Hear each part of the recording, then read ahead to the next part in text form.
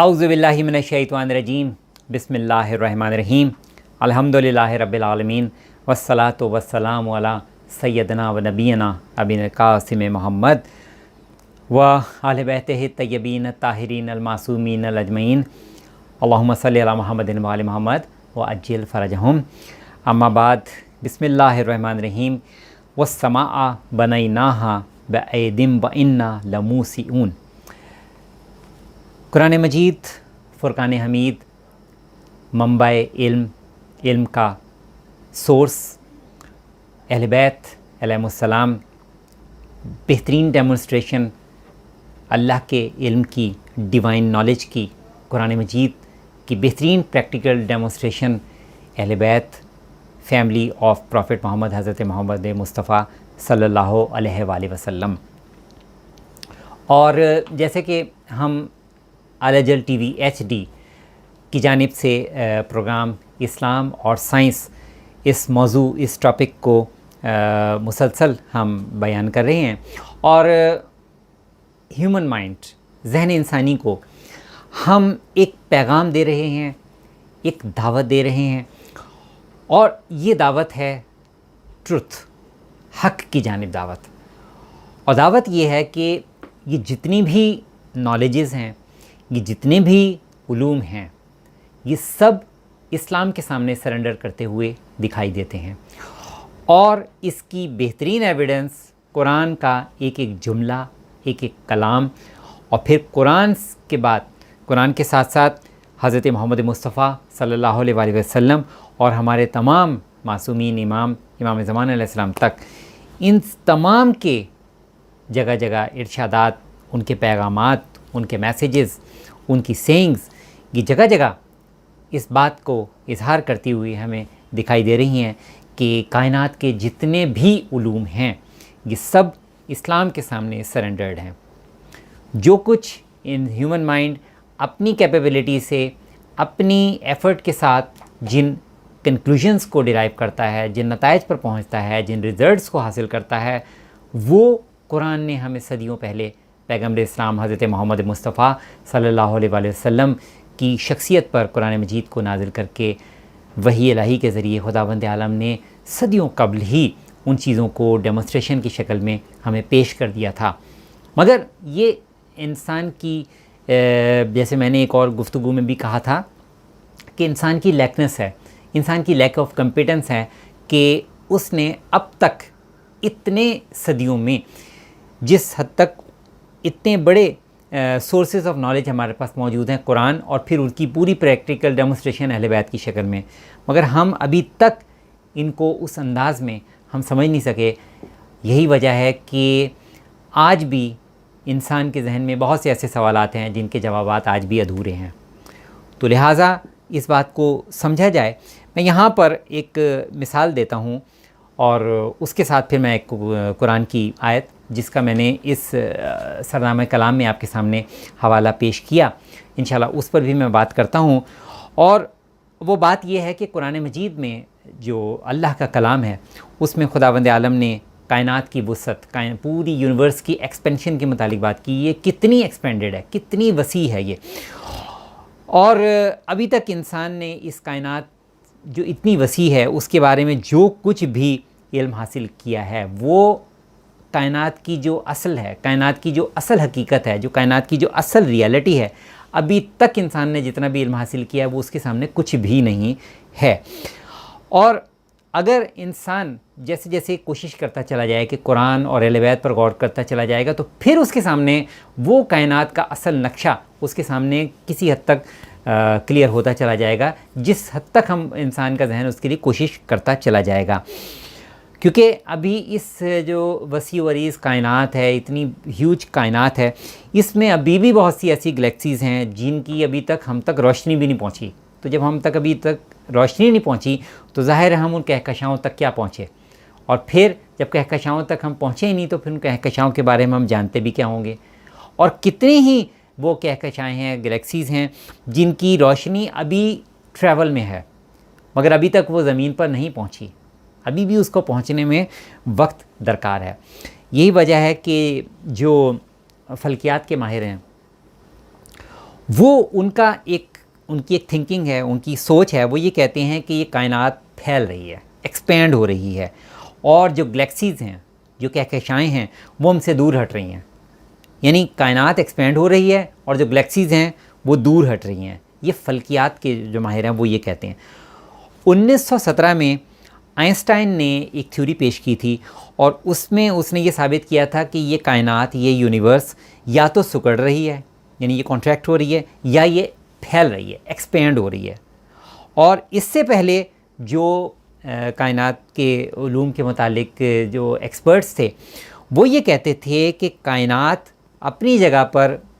Static ہے، اپنی جگہ وہ حرکت نہیں کرتی، وہ اپنی جگہ پہ وہ قائم ہے، یہ حرکت نہیں کر رہی. مگر آئنسٹائن نے یہ کہا کہ کائنات یا تو سکڑ رہی ہے یا پھیل رہی ہے. اور اس کے بعد آئنسٹائن نے اپنے ہی اس نظریہ جو اس کی تھیوری تھی، اسی تھیوری کو اس نے نگیٹ کرتے ہوئے اس نے ایک اور نظریہ پیش کیا، اور اس نظریے میں اس نے اس بات کو ایکسیپٹ کیا کہ یہ میری بہت بڑی سائنسی غلطی تھی کہ میں اس نتیجے پر پہنچا، کہ جس میں میں نے یہ کہا کہ کائنات یا تو سکڑ رہی ہے یا پھیل رہی ہے. تو اس کے بعد یہ حقیقت واضح ہو گئی جب ہم غور کرتے ہیں قرآن مجید کی آیہ مبارکہ کی طرف. میں نے آپ کو کہا کہ میں ذہن انسانی کو قرآن کی آیت کی جانب لے کے جا رہا ہوں. مثال میں نے آپ کے سامنے پیش کی کہ آئنسٹائن کس طریقے سے اس نے اپنی اس تھیوری کو، اپنی ہی تھیوری کو اس نے نگیٹ کیا. قرآن مجید میں ارشاد رب العزت ہوا کہ اور آسمان کو ہم نے اپنی طاقت سے بنایا اور ہم ہی وسعت دینے والے ہیں. یہ اللہ تعالیٰ نے اپنی اتھارٹی قرآن مجید کی اس آیت کی شکل میں، اس آیت کے کلام کی شکل میں بیان کی کہ اللہ یہ ارشاد فرما رہا ہے کہ آسمان کو ہم نے اپنی طاقت سے بنایا اور ہم ہی اسے وسعت دینے والے ہیں، یعنی ہم ہی اس کو ایکسپینڈ کرنے والے ہیں. تو اب سوچئے کہ کائنات کی ایکسپینشن کے بارے میں انسان کا کیا نظریہ ہے، اور اللہ نے صدیوں قبل قرآن میں جو ایک چیلنج کی شکل میں چیز بیان کر دی انسان کے ذہن کو جھنجھوڑنے کے لیے. آج بھی انسان کے ذہن کو جھنجھوڑنے کے لیے وہ بہت کچھ ہے کہ آسمان کو خدا کہہ رہا ہے کہ ہم نے اپنی طاقت سے بنایا اور ہم ہی اس کو وسعت دینے والے ہیں، ہم ہی اس کو ایکسپینڈ کرنے والے ہیں. یعنی یہ سب کن فیکون سے ہے. جیسے کہ علامہ اقبال کا بھی ارشاد ہے کہ یہ کائنات ابھی ناتمام ہے شاید، کہ آ رہی ہے مسلسل صدائے کن فیکون. تو یہ کائنات کی ایکسپینشن کے متعلق ایک نقطہ ہے، پوائنٹ ہے، جو اسلام اور سائنس کے اس ٹاپک کے کانٹیکس میں نے آپ کے سامنے پیش کیا. اب میں کچھ بات کرتا ہوں جیسے کلرز کے متعلق. ایک رائٹر ہے، ایک ایکسپرٹ ہے،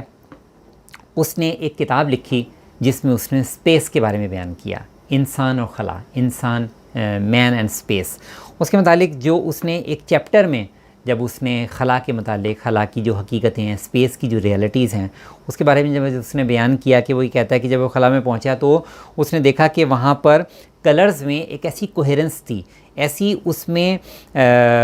ہم آہنگی تھی کہ جو اس نے اس سے پہلے کبھی نہیں دیکھی تھی. آج تک کبھی اس نے کلرز میں اتنی کوہیرنس نہیں دیکھی تھی، اتنی ہم آہنگی نہیں دیکھی تھی. اور وہ یہ کہتا ہے کہ میں نے کلرز میں ایسی چمک دمک بھی کبھی نہیں دیکھی تھی جو میں نے اسپیس میں دیکھی. اور وہ کہتا ہے کہ مجھے ایسا لگا جیسے مجھ پر، میری آنکھوں پر کوئی جادو کر دیا گیا ہو. اب ہم قرآن کی آیت پہ چلتے ہیں کہ قرآن صدیوں پہلے، میں نے جیسے پہلے کہا کہ انسان اپنا علم حاصل کرتے کرتے جس کنکلوژن پر پہنچتا ہے، ہم دیکھتے ہیں کہ وہاں پر اس کلائمیکس پہ پہنچتے ہوئے ہم دیکھتے ہیں کہ وہاں پر ہیومن ریچ اسلام کے سامنے سرنڈر کر رہی ہے، قرآن کے سامنے سرنڈر کر رہی ہے. قرآن میں یہ ارشاد ہو رہا ہے کہ اور اگر ہم ان پر آسمان کا کوئی دروازہ کھول دیں اور وہ روز روشن کی طرح اس پر چڑھتے چلے جائیں تو وہ یہی کہیں گے کہ ہماری آنکھوں کو یقیناً مدہوش کر دیا گیا ہے، بلکہ ہم پر جادو کیا گیا ہے. تو وہ جو اسپیس میں کے بارے میں ریسرچ کرتا، وہ اسپیس کے حوالے سے جب وہ اسپیس میں پہنچا تو اس نے جو چیز کہی وہ وہی بات تھی جو کہ قرآن نے صدیوں پہلے انسان کے ذہن کو سٹرائک کرتے ہوئے بتا دی تھی، ایک چیلنج کی شکل میں بتا دی تھی. وہی الفاظ جو کہ خلا میں پہنچنے والے انسان کے تھے وہ قرآن صدیوں پہلے ہمیں بتا رہا ہے. اور یہاں سے جو کنکلوژن جو ہم ڈیرائیو کر سکتے ہیں، جو نتیجہ ہم پہنچ سکتے ہیں، اور وہ یہی ہے کہ ہمیں پرائمری سورس، ہمیں نالج کا جو پرائمری سورس ہے، ہم اس کی طرف اگر اپنا فوکس کریں تو کائنات کی بہت سی ایسی ریئلٹیز جو کہ ابھی تک ہماری سمجھ میں نہیں آ رہی، ابھی تک جن کو ہم سمجھنے سے قاصر ہیں، اور ہم تھیوریز کو ایک کے بعد ایک تھیوری دوسری اس سے پہلی تھیوریز کو غلط قرار دیتی ہے، ایک سائنٹیفک لا اس سے پہلے سائنٹیفک لاز کو غلط قرار دیتا ہے، اور اس طریقے سے یہ سلسلہ بڑھتا چلا جا رہا ہے۔ تو اس میں آج ذہن انسانی بظاہر بہت ترقی کر چکا ہے، مگر فہم کے اعتبار سے ابھی تک انسان کا ذہن ایک جمود کا شکار ہے۔ کیوں؟ کیونکہ وہ نالج کی طرف تو بڑھ رہا ہے، لیکن اس نالج کا جو ایکچوئل سورس ہے، اس ایکچوئل سورس سے وہ ابھی تک دور ہے۔ اور وہ ایکچوئل سورس کیا ہے؟ قرآن مجید۔ قرآن مجید کی ایک ایک آیہ مبارکہ جب ہم اس پر رکتے ہیں، ٹھہرتے ہیں، اس میں کائنات کی ریئلٹیز کے بارے میں جو بات کی گئی ہیں، اس پر ہم ایک لمحے کے لیے، جیسے میں یہاں پر ایک دعوت فکر دے رہا ہوں، آپ لوگوں کو ایک انوائٹ کر رہا ہوں کہ آپ لوگ جیسے صبح کے وقت جب آپ سب لوگ اپنے ورک پلیسز کے لیے روانہ ہوتے ہیں، یا جو اسٹوڈنٹس ہیں اپنی تعلیم کے سلسلے میں، اپنی ایجوکیشن کے سلسلے میں گھر سے جب روانہ ہو رہے ہیں، کالجز جا رہے ہیں، یونیورسٹیز جا رہے ہیں، یا جو اپنے اپنے پروفیشنز میں ہیں، یا جو بزنسز سے تعلق رکھنے والے لوگ ہیں، یا جو ایکسپرٹس ہیں، جب وہ اپنے کام کے سلسلے میں جب ڈے سٹارٹ پر اپنے گھر سے روانہ ہو رہے ہوں، تو وہ ایک لمحے کے لیے اگر قرآن مجید کی کوئی ایک آیہ مبارکہ اس کو پڑھیں اور ایک لمحے کے لیے اس پر غور کریں کہ اس میں کیا بات کی جا رہی ہے، اس کے ترجمے پر غور کریں، اس کے معنی کو سمجھنے کی کوشش کریں، اس کے کانٹیکسٹ کو سمجھنے کی کوشش کریں، اور اس کے بعد پھر جب وہ اپنے ورک پلیس پہ جائیں تو جس بھی شعبے میں جا رہے ہوں گے تو وہ پرائمری سورس کے ساتھ اپنے پروفیشنز میں جا رہے ہوں گے۔ جب وہ پرائمری سورس جو ایکچوئل سورس ہے نالج کا، جب اس سے وہ اپنے ذہن کو بلینڈ کرتے ہوئے اپنے ورک پلیس پہ جائیں گے اور وہاں اپنے اپنے شعبوں میں جا کر علم کی گہرائیوں میں اترنے کی کوشش کریں گے، تو وہ پھر ان ریئلٹیز کو بھی حاصل کر سکیں گے جو وہ بہت سی ہیومن ایفرٹس کے ذریعے اچیو نہیں کر پا رہے ہوتے۔ اور بعض اوقات ہم دیکھتے ہیں کہ بہت بڑی ہماری کمپلیکسٹیز ایسی ہیں، جو بہت بڑی گتھیاں ایسی ہوتی ہیں جو کہ ہم سے سلجھ بھی نہیں پا رہی ہوتی، مگر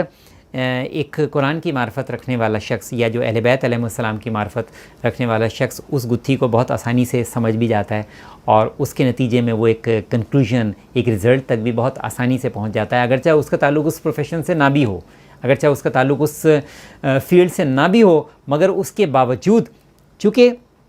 وہ اس جو منبع ہے، جو اس کا اصل سورس ہے، علم کا جو اصل سورس ہے، کیونکہ وہ اس سے اپنی نالج کو ڈیرائیو کر رہا ہے، تو وہ ایک عام ایکسپرٹ کے بجائے کی نسبت وہ جلدی ان نتائج پر پہنچ جاتا ہے،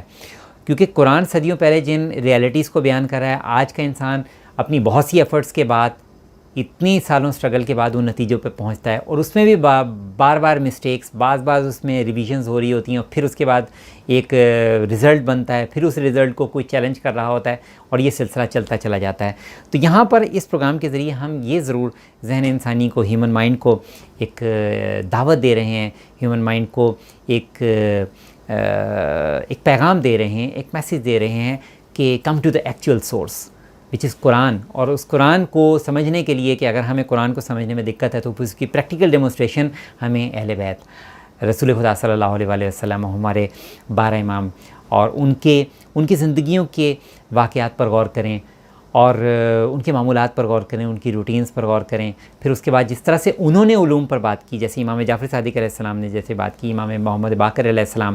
چونکہ ذی الحجہ کا مہینہ ہے تو بے ساختہ بات امام محمد باقر علیہ السلام کی آئی ہے، ان کی اس ماہ میں شہادت بھی ہے، تو امام محمد باقر علیہ السلام جنہوں نے علوم کو شگافتہ کیا، تو پھر امام محمد باقر علیہ السلام کے علوم جو انہوں نے بیان کیے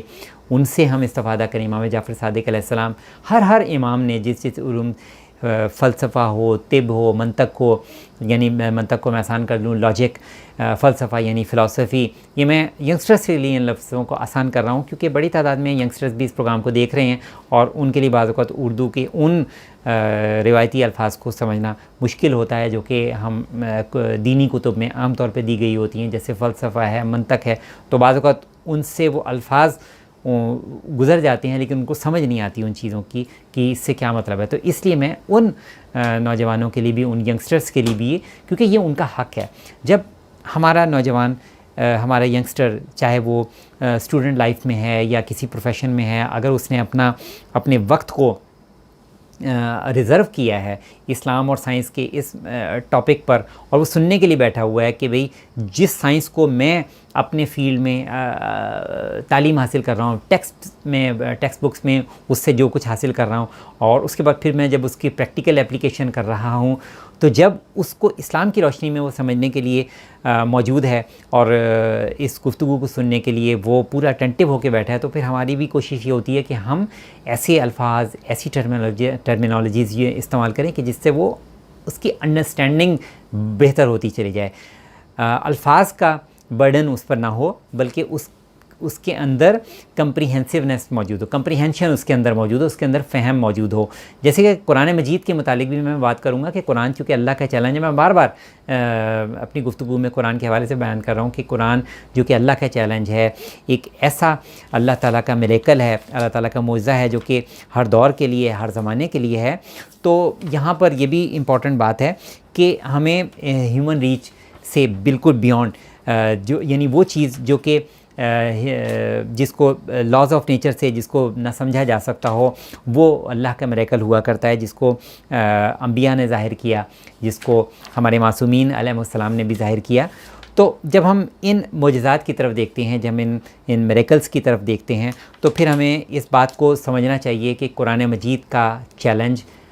لائف ٹائم چیلنج ہے، ہر دور کے لیے چیلنج ہے، ہر آنے والے زمانے کے لیے قرآن مجید کا یہ چیلنج ہے. اور یہ اس لیے چیلنج ضروری تھا ہر دور ہر زمانے کے لیے کیونکہ پیغمبر اسلام حضرت محمد مصطفیٰ صلی اللہ علیہ وسلم جن پر یہ قرآن مجید نازل کیا گیا، کیونکہ ان کو جو شریعت دی گئی وہ آنے والے ہر دور، آنے والے ہر زمانے کے لیے تھی. تو اسی طریقے سے اگر ہر نبی ہر دور کو ان کے دور میں اس وقت کی ضرورت کے مطابق ان کو معجزات عطا کیے گئے، یعنی ان کو اللہ کی جانب سے میریکلز عطا کیے گئے، جیسے حضرت موسیٰ کو فرعون کے مقابل میں، فرعون کی قوم کے مقابل میں معجزہ عطا کیا گیا کہ انہوں نے جادو کو باطل کر کے دکھایا. اس طریقے سے حضرت عیسیٰ کو یہ معجزہ عطا کیا گیا کہ وہ بیماروں کو شفا دیا کرتے تھے. اور اسی طریقے سے پیغمبر حضرت اکرم حضرت محمد مصطفیٰ صلی اللہ علیہ وسلم، کیونکہ ان کی شریعت وہ ہے جو کہ موسٹ کمپیکٹ ہے، جو کہ آنے والے ہر دور اور ہر زمانے کے لیے. تو پھر پیغمبر اسلام حضرت محمد مصطفیٰ صلی اللہ علیہ وسلم کو جو کتاب عطا کی گئی، جو سب سے بڑی ڈیوائن بلیسنگ ہے، جو سب سے بڑی سورس آف نالج ہے، اس کی تعلیمات بھی ایسی ہونی چاہیے جو کہ آنے والے ہر دور کے لیے ہوں. اور یہی قرآن کا چیلنج ہے. یہی وجہ ہے کہ قرآن مجید میں اللہ تعالیٰ نے یہ کلام کیا کہ کہہ دیجئے اے لوگو میں تم سب کی طرف اللہ کا بھیجا ہوا رسول، سب کی طرف، ہر انسان کی طرف، آنے والے جو ابھی تک آ چکے ہیں، جو اپنی قبروں میں ہیں وہ بھی، اور جو آنے والے دور کے ہیں، ہر ایک کے لیے تمہاری جانب میں اللہ کی جانب سے بھیجا گیا رسول ہوں. اور پھر یہ بھی کہا گیا کہ اور اے محمد ہم نے تو آپ کو بس عالمین کے لیے رسول بنا کر بھیجا گیا ہے. تو قرآن مجید میں جگہ جگہ اللہ کا کلام، اللہ کا ایڈریس، جہاں وہ چیلنج سے بھرپور ہے اور اس چیلنج کے بہت سے ایسپیکٹس ہیں. کسی جگہ قرآن کی کمپریہنشن ایک چیلنج ہے، کسی جگہ قرآن کا ایڈریس کرنا ایک چیلنج ہے، کسی جگہ قرآن ٹائم وائز ایک چیلنج ہے، زمانے کے اعتبار سے چیلنج ہے، کسی جگہ قرآن پلیس کے اعتبار سے چیلنج ہے. تو یہ سارے چیلنجز جب ملتے ہیں اور ان سارے چیلنجز سے جو ہم اللہ کا سب سے بڑا معجزہ قرآن کتاب کی شکل میں، تو ہمیں اس پرائمری نالج کی طرف ہیومن مائنڈ کو ہم نے کچھ دیر کے لیے ٹھہرانا ہے اور اس کو اپنی ڈیلی پریکٹس میں لے کر آنا ہے. میں ہر عمر سے تعلق رکھنے والے شخص کو تک یہی پیغام دوں گا کہ اپنے اپنے گھروں میں قرآن مجید کو اپنے فہم سے قریب کیجیے. قرآن کے ساتھ اپنی روٹین سیٹ کیجیے کہ آپ کسی اہم کام پر جا رہے ہوں، کسی اہم پروجیکٹ پہ جا رہے ہوں، آپ قرآن مجید کھولیے، قرآن مجید کی ایک سورہ مبارکہ کی تلاوت کریں اور اس کے بعد اپنے کام پہ روانہ ہوں. اسی طریقے سے آپ کو کوئی مشکل درپیش ہے، آپ کو کوئی کنفیوژن ہے، آپ قرآن مجید کھولیے. قرآن مجید سے آپ کو ایویڈنس ملے گی، قرآن مجید سے آپ کو ہدایت ملے گی، قرآن مجید سے کوئی نہ کوئی آپ کو پوائنٹ ملے گا، کوئی نہ کوئی نقطہ ملے گا، کوئی نہ کوئی میتھڈالوجی آپ کو حاصل ہوگی. اسی طریقے سے ہمارے اسٹوڈنٹس ہیں، بعض اوقات وہ بہت سے مسائل کا شکار ہوتے ہیں، کچھ کو میموری ایشو ہوتا ہے کہ ان کو چیزیں میمورائز نہیں ہوتی، کچھ کو کمپریہنشن میں پرابلم ہوتی ہے، انڈرسٹینڈنگ میں پرابلم ہوتی ہے. تو اس کے لیے بھی وہ قرآن مجید کو کھولیں. دیکھیں قرآن مجید کو جب کھولنا ثواب قرار دیا گیا ہے تو اس میں بھی اللہ کی حکمت ہے کہ جب ہم قرآن کو کھولتے ہیں تو قرآن کو کھول کر قرآن کو ملاحظہ کرنا، یہ ہماری شخصیت، ہماری پرسنالٹیز تک اللہ کی کچھ ایسی بلیسنگز لے کر آتی ہے جو ہمارے اندر بہت سی آبسٹیکلس کو بھی دور کر دیتی ہے. ہمارے اندر جو بہت سی شارٹ کمنگز ہیں، ہمارے اندر جو بہت سی شارٹ فالز ہیں، وہ صرف قرآن کو دیکھنے اور پھر اس کو کچھ پڑھنے اور اس کو کچھ سمجھنے کے ساتھ ہمارے اندر وہ ایک پروسیس سٹارٹ ہو جاتا ہے کہ جس کے ذریعے ہم بہت سی چیزیں جو ہمارے لیے بڑی گتھی بنی ہوتی ہیں، بہت سے کمپلیکیشنز بنی ہوتی ہیں، ہم ان کو کسی نہ کسی نتیجے پر ہم پہنچ کر اور اس کے بعد ہم ایک میتھڈولوجی کی شکل میں چلتے ہوئے اس کے نتیجے پر پہنچ سکتے ہیں. تو چاہے اسٹوڈنٹس ہوں، چاہے ایکسپرٹس ہوں، قرآن مجید کو اپنا رول ماڈل بنا کے چلیں اور اپنے اہم پروجیکٹس میں قرآن مجید سے استفادہ کرتے ہوئے چلیں اور جگہ جگہ اپنی ایک پریکٹس بنائیں کہ کہیں بھی آپ کی کوئی کنفیوژن ہے، کہیں بھی آپ کو کسی نتیجے تک پہنچنے میں کوئی دشواری پیش آ رہی ہے تو رک کر ٹھہر کر دیکھیے کہ رسول خدا صلی اللہ علیہ وسلم ان کی لائف کی طرف جائیے، دیکھیے کہ ان کی لائف میں کہاں سے آپ کو وہ پوائنٹ مل سکتا ہے جو آپ کی اس لائف میں اس یہاں پر اس کی اپلیکیشن ہو سکے. اسی طریقے سے امام جعفر صادق علیہ السلام کے دور کی طرف جائیے، ان کے دور امامت کی طرف دیکھیں. اپنے زمانے میں جس ٹائم میں ہم سانس لے رہے ہیں، اپنے زمانے میں دیکھیں کہ کون کون سی سچویشنز ایسی ہیں جو کہ ہمارے معصومین نے اپنے دور میں اس زمانے میں فیس کی، تو اور کیسے انہوں نے اس کا سولوشن انسانوں کے سامنے پیش کیا. تو جب ہم وہ سمجھنے کی کوشش کریں گے تو پھر ہم بہت سی چیزوں میں اکثر اوقات ہم بہت سی ریجیڈیٹی کا بھی شکار ہوتے ہیں. ہم اپنے اندر ایک خول بنا لیتے ہیں کہ بس یہ بات جو ہے نا، یہ جو ہم سوچ رہے ہیں یہ صحیح ہے. نہیں، ایسی بات نہیں. ہمیں یہ دیکھنا ہے کہ جو پرائمری سورس ہے قرآن اور اہل بیت، ہمیں اس دور میں جانا ہے کہ اگر قرآن میں کسی نبی کے دور کا واقعہ بیان ہوا ہے، حضرت موسیٰ، حضرت عیسیٰ، حضرت ابراہیم، تو خالی قرآن کی اس آیت کو پڑھیں نہیں، بلکہ یہ بھی دیکھیں کہ اس واقعے کے کانٹیکسٹ میں کون سا ماحول تھا، کس سچویشن میں یہ بات کی گئی تھی، کس سچویشن میں اللہ کے نبی سے معجزہ ڈیمانڈ کر دیا گیا تھا، کس سچویشن میں اللہ کے نبی نے اللہ کی کسی بلیسنگ کو اپنی دعا کے ذریعے جاری کر دیا تھا. یعنی اگر میں مثال کے طور پر یہ بات کروں کہ امام رضا علیہ السلام کے دور میں جب قحط کا دور تھا، قحط کا عالم تھا اور بارش کے لیے خلق خدا پریشان تھی اور انسان مل کر امام رضا علیہ السلام کے پاس آئے اور اللہ کی بارگاہ میں دعا کے لیے ان سے التماس کی، تو جب امام رضا علیہ السلام نے چاہتے تو اسی وقت دعا فرماتے، مگر امام رضا علیہ السلام نے کوئی کہا کہ فلاں دن موجود ہو، فلاں دن سب لوگ آؤ، اور اس کے بعد پھر امام رضا علیہ السلام نے سب کو اکٹھا کیا. دیکھیں یہاں پر میں پھر ایک ذہن انسانی کو روکوں گا کہ انہوں نے سب کو جمع کیا، یعنی اب تم سب جو آؤ گے سب ایک خاص پروجیکٹ کے لیے آؤ گے، ایک اہم کام کے لیے آؤ گے، اور وہ کیا ہے کہ یہاں پر تمہاری ہیومن ایفرٹس تمہارے سامنے سرنڈر کر چکی ہیں، تمہارے سامنے کوئی اسباب نہیں ہے جس کے ذریعے تم بارش کا کوئی سامان کر سکو. ٹھیک ہے،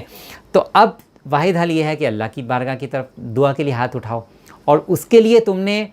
اللہ کی جانب سے جو ڈیزگنیٹڈ ہے تم نے اس کے پاس آئے ہو. تو اللہ کا جو ڈیزگنیٹڈ ہے، جو معصوم امام ہے، وہ اس حجت کو کس شان سے پوری کرے گا کہ پورا ایک سسٹم بنائے گا کہ تم سب اکٹھے ہو. یہ نہیں کہ کوئی ایک دو کا، سب جمع ہو، سب اکٹھے ہوئے، اور اس کے بعد امام رضا علیہ السلام نے دعا کی. اور اس کے بعد پھر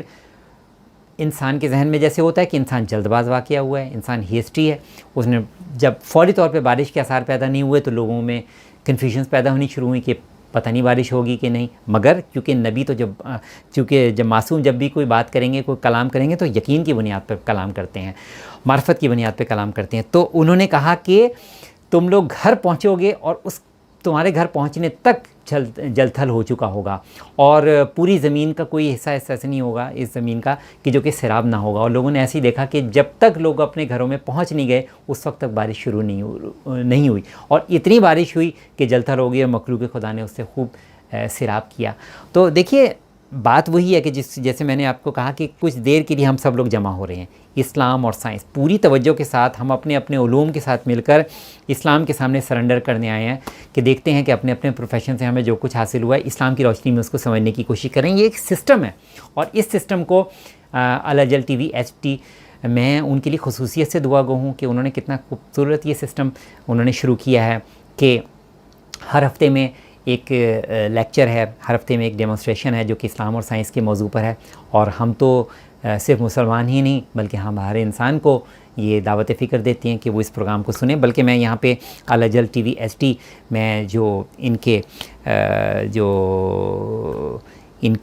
جو ایڈمنسٹریٹرز ہیں میں ان تک یہ ضرور پیغام دوں گا کہ یہ جو ہم لیکچر ظاہر ہے یہ تو ہم اردو میں پیش کر رہے ہیں, یا تو اس کی انگلش ٹرانسلیشن کا اہتمام کیا جائے, یعنی جو کچھ ہم بیان کر رہے ہیں اس کے ساتھ ساتھ اس کی انگلش ٹیکسٹ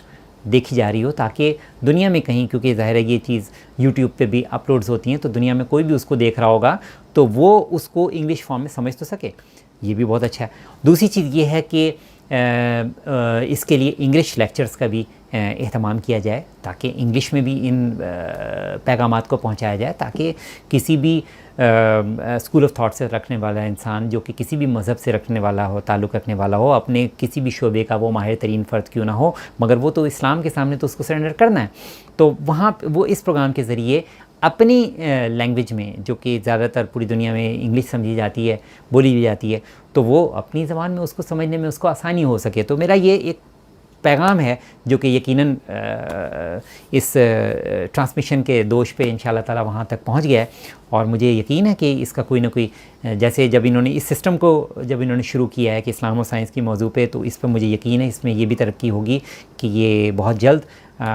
ہم سب اس کو انگلش میں بھی دیکھ بھی رہے ہوں گے, سن بھی رہے ہوں گے, سمجھ بھی رہے ہوں گے. تو میں دعا کرتا ہوں الاجل ٹی وی ایچ ڈی کے ایکسپرٹس, ان کے ٹیکنیشینز, ان کے سپورٹرز, اور ان کے لیے دعا کرنے والے جتنے ہیں,